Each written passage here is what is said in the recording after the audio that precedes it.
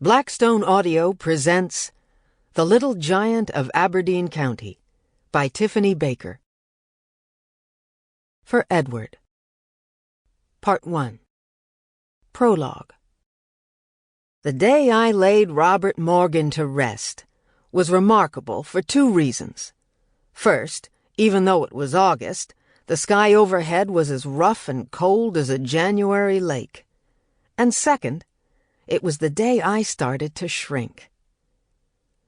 I remember standing by the open grave, the muddy earth clotted like wet dung, waiting for Robert Morgan's body to be lowered into the hole. The other scattered mourners had begun to take chill and leave, but I wasn't cold. There were layers and layers of me folded together like an accordion. So many that I would be warm in a blizzard. I could stand naked at the North Pole and be just fine.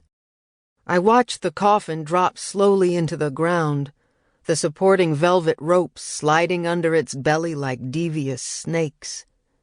Before his death, the doctor had chosen a mahogany casket trimmed with brass and lined with a somber maroon satin.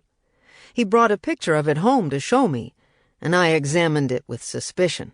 It looked phony somehow, like something you would find at Disneyland or a waxworks museum. All of it was too perfect. Now, however, as it settled with a lonely thump at what seemed like the bottom of the world, I saw that it would rot as soon as anything else down there, brass scrolls or no. I pictured Robert Morgan laid out in the elaborate box, his hair slicked down over his scalp like an otter's, his spindly fingers gnarled together in a knot over his heart, awaiting judgment. I had chosen the doctor's favorite black suit for his burial, had brushed the cloth carefully before delivering it to the undertaker's with a striped tie curled in one of the pockets, socks and underwear stuffed in another. I didn't know why a dead man needed underpants, but there you had it. If Robert Morgan had been giving the directives, he would have insisted on aftershave, a belt, and cufflinks. But since he wasn't calling the shots anymore, I left these items home. Now that the doctor was shut up in his box and I would never see him again, I wondered what the undertaker had done to close the cuffs on his shirt. Did he keep a spare pair for such an occasion?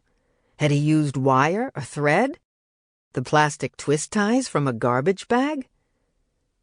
I threw a fistful of earth onto the coffin and held my breath for the accompanying thud.